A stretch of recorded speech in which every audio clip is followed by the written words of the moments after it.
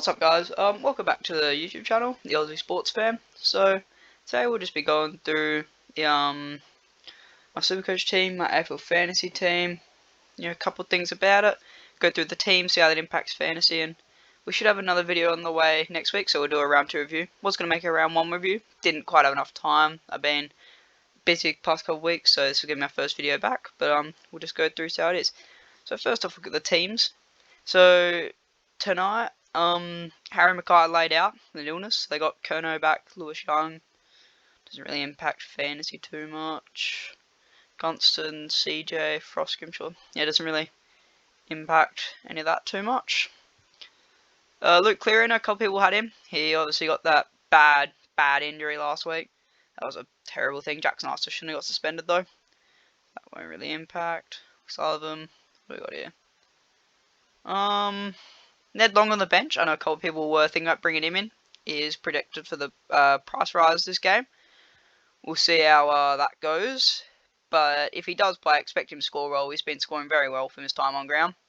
Personally, I don't have him, but he is a good option. So Crow's unchanged. Ridley's out. So Zach Reed, centre half back, could maybe see him do a couple things.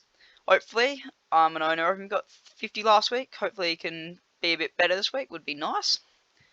And Crows, maybe I'd say the main one. Rankin and Draper's named on the bench again. Same with Peatling. I have Peatling. Draper's named on the bench again. So expect him to get the sub best again. So if you have him this week, I'd probably wait, see what happens. But you'll be gearing to trade him out next week. Finlayson out, didn't think he played that bad. He was a potential option in the forward line with him moving to the half-back role, but he's out now. Caleb Smith's in. I know some people did have him, 130k. He could be a nice option to bring in. Starting on the bench, could potentially be the sub. Here's a big one now. Saints made a couple of changes after that thrashing from the Crows. Harry Boyd is out. So Mitch Owens is back in, so they're moving Marshall back to the ruck. Harry Boyd is out, the 99k option on the bench, so afterwards he can be used for the loophole. All that won't be needed for the next 3 rounds because of buys, but that is big for people looking for the 99k off the bench. So next up, nothing more for Geelong. Sam DeConning named the ruck again. That's good. Blitzer. Hopefully he can have a good game. Be a good test for him this week. If you're downgrading from Perryman to Sam DeConning, I think it's okay. Wouldn't really be moving too much else to Sam DeConning. He's got Marshall this week. See how I can hold up against him. Never named on the bench. Now we got the extended bench games. Bo Allen, he's named on the extended bench, so could potentially be a debutant. See how, if he's named on the bench, see how he goes this week. Could potentially be a young option to bring in. For Brisbane, nothing really too much. Levi Ashcroft named on the bench, so could potentially get the sub vest. Looking at the players on the bench though, I doubt he'll get the sub vest, which would be nice. And Johnson out. What do we got for North Melbourne? Obviously Jackson Archer out. Nothing really too much here. What are we? In the last game of the round, obviously I think it's Gold Coast and Giants. Yep, they're both not playing this round. Got the bye. So Sheldrick coming back in on to the extended bench. If you still have him, maybe play would be nice. Patton on the bench. I know some people have him. Hopefully he'll play. You'd assume so. Where's Riley Bice on field? That's very good for anyone who has him or is looking to get him. And where's Corey Warner? Corey Warner's on the bench, so you'd expect him to play. I know a couple people brought him in. Has a very low break even. Let me have a look at his break even for a sec. There's a couple people I've been researching. Where is players? All players. Where is the Swannies? I think it was minus 57 break even. So Corey Warner. Supercoach profile. Yeah, minus 39. So he could potentially be a very nice option. And nothing really too much for Freo. Reddy's moved to the bench. Hopefully Jackson. If Jackson could play full-time ruck, he could be an option. Sarong hopefully in the mid this week. And Murphy Reed. Yep. So Driscoll's named on the wing. Okay. So now we'll get into the teams and what we're doing. So can we go back to last round? Don't know if we can or not. I'll go to history. So last round scored 2,143. That puts me 24,000. So not a bad week. It's not amazing, but it's not terrible. So here's the team. So we'll just go through last week. So Sheasel 106 had a pretty good game. That's probably the benchmark you'll get from him. So anything more is great. Holmes started off a bit slow, came good late. Expect him to dominate this year. More scores like that. Roberts looks very nice in that halfback role. Did make that mistake, but nothing really too much. I keep expecting him to dominate this year. Matty Roberts should be a great option. So Sam DeConnick, so I did have Perryman here. So I'll show you the trades.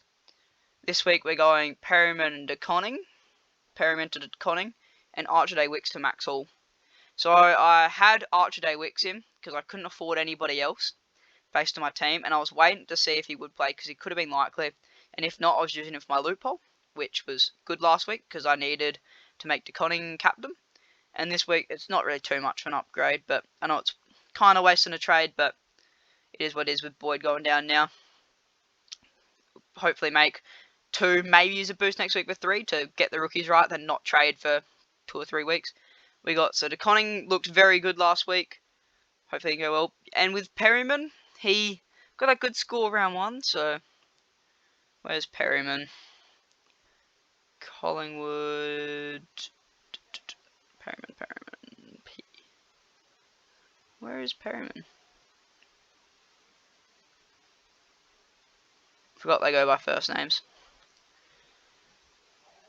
So with Perryman here, scored that 93 first week, very nice. Then that 62, break even at 77. Looks like he could be losing cash. I think it's better to jump off now, go to DeConning. Was tagging last week, didn't have much of an impact. Not what you want to see from one of your good picks. Then O'Sullivan, Traynor, Reed, they're all just alright. Expecting to hopefully make some cash. O'Sullivan's got a break even of 7, Traynor -8, and Reed 0, so they should all make you a little bit of cash. Leak now is an interesting one. He has a good round 1, scoring about 60 in the midfield and stuff. And then you go through and puts up a 13, gets 3 touches, no CBAs. Didn't somehow get the sub vest, but looks likely that he will in the future. So that's not good there. So for the rest of the year, I'd say if he does play again, he'll make you that price rise. Won't be much, but he can be a loophole option for the rest of the year. On to the midfield now. Sarong is playing full forward early. Finished out nicely. I think he ended up getting a fair few CBAs. DFS. Fremantle.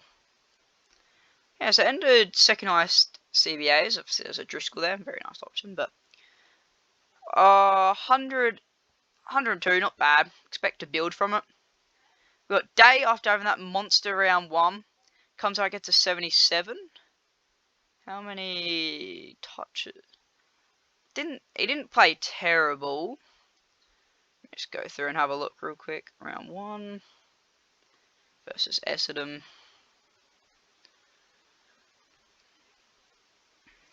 Player stats. So he had, where is he? Had 16, kicked a goal. So I think every week he's bound to get that goal. It's just we need doing to see more. He's going to cop a lot of attention. Hawthorn's #1 midfielder. So that is a bit of a worry, but no need to drop off him. He's third highest in their CBAs, especially with Warple going down. Very much increased CBAs. No need to drop off him. He's got a break even of 49. He will increase in price. Oliver came out. I think he had 25 touches. Let's have a look. Melbourne. Yeah, he had a... Hopefully we're looking at getting back to that form. With this price, yeah, he had the 25 touches, 15 handballs. So if we can get him kicking more or less handballs, 5 tackles, that 4 frees against really killed him. Like, without them, he was on his way to a very nice score, which would have been handy. He got a lot of CBAs, back to being probably their main midfielder again. So it could be a very nice year for him. Will Ashcroft, he got outscored by his brother this week. How did he go in the CBAs, I wonder? Because he was in there a little bit, not much, 50% of CBAs. So he was fourth for all the midfielders, which is mainly who they had. They rotated the same bit. We do need to see a little bit more out of him. It's a okay baseline, but if he's going to produce that again, he's almost got to go. So he had the 21 touches, 4 tackles, 2 frees against 8. He had a lot of clearances. I don't think the efficiency was amazing. Have a look at that real quick.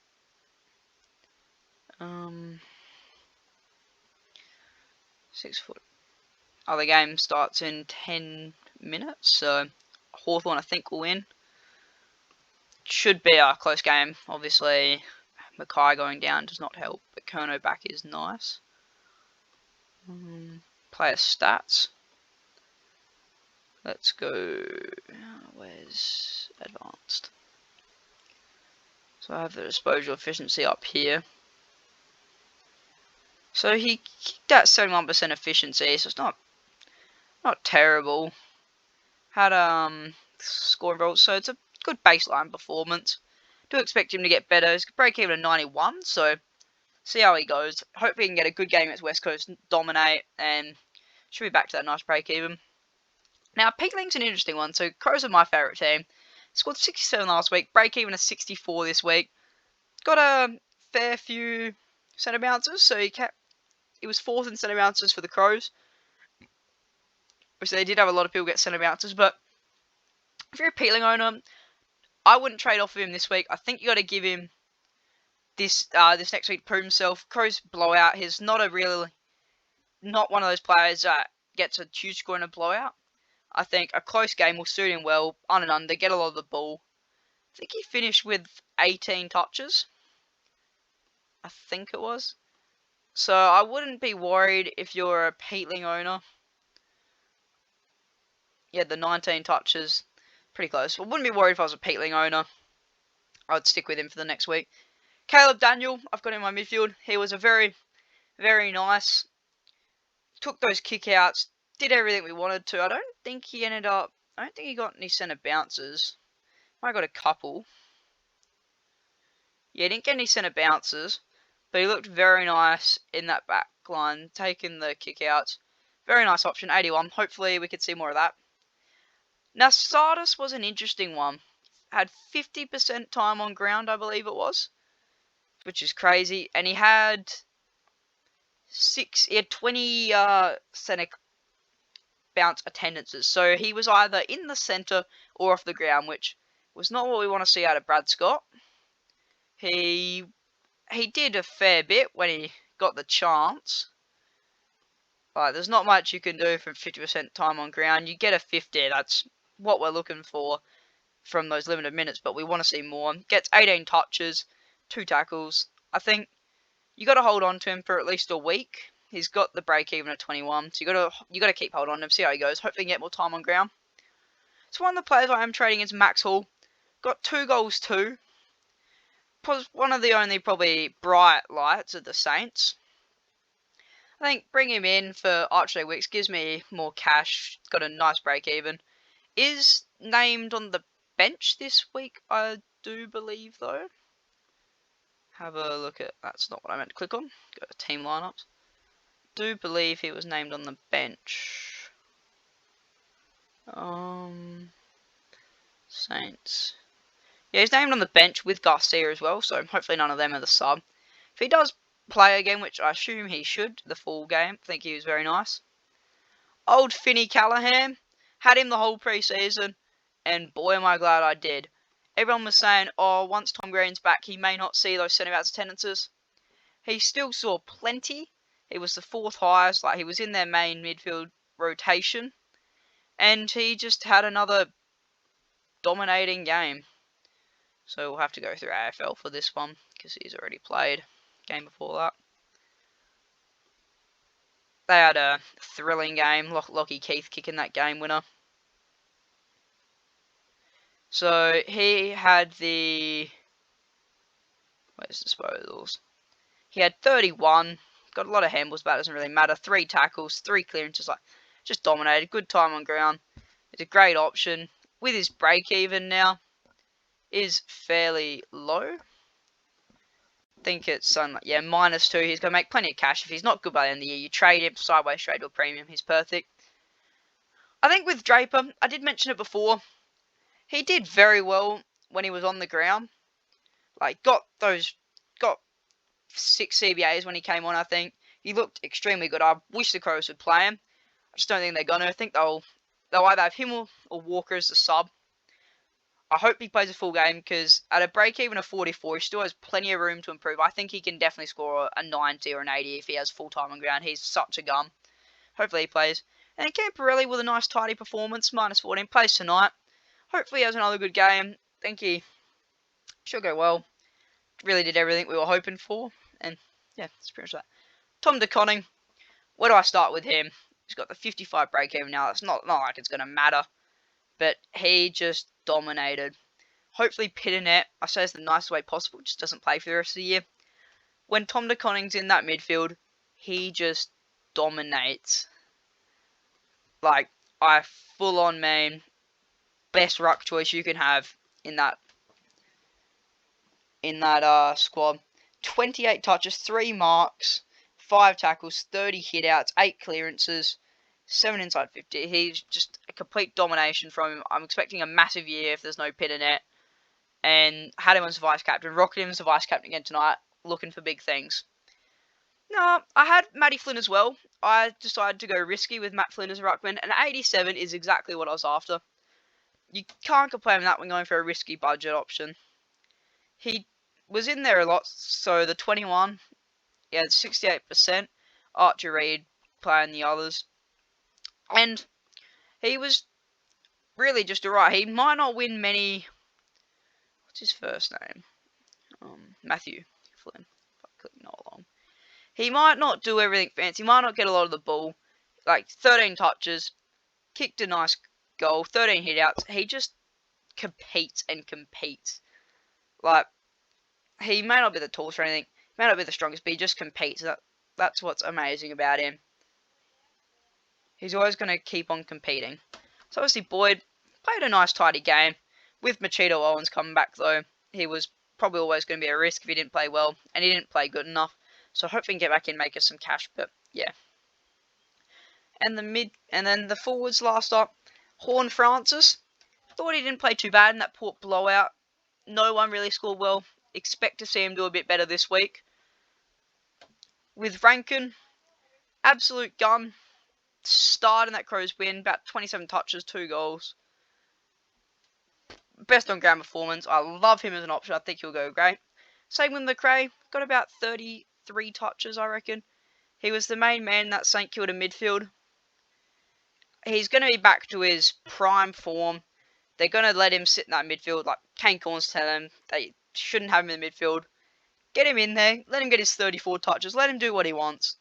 He's going to be a great option. And the other one, who's going to be a fantastic option. No, some people didn't pick him. I bet they're feeling pretty stupid now. Was Bailey Smith. Absolutely dominated.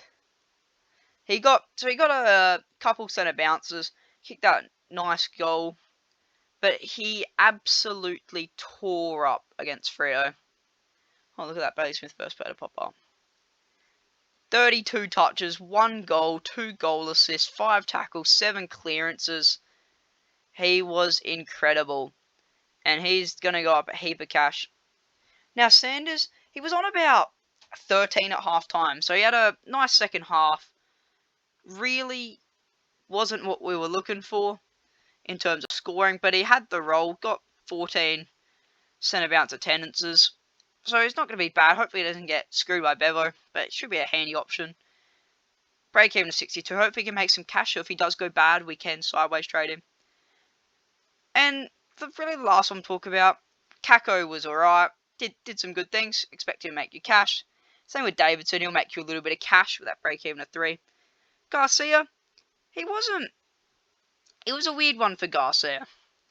he sort of got the role. Didn't get much time on ground. Like, was third in mids for their centre bouncers.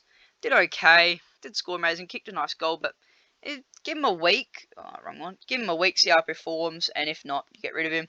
And how good was Sammy Layla? Got that 74. Very nice score. I chose him. Glad to have him, and yeah, let's hope he rocks on. So that's for the Supercoach.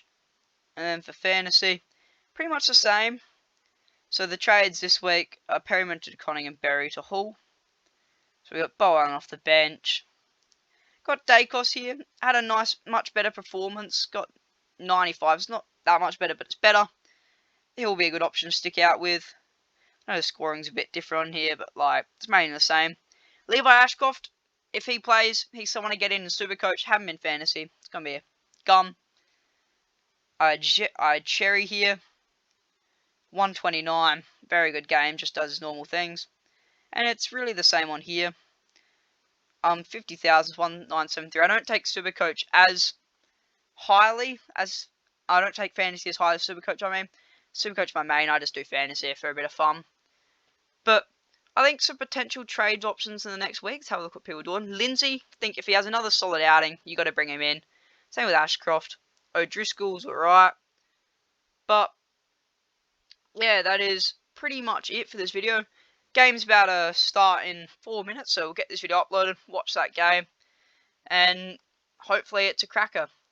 Thanks for watching, guys, and we'll see you in the next video, hopefully next week, with a round 2 review.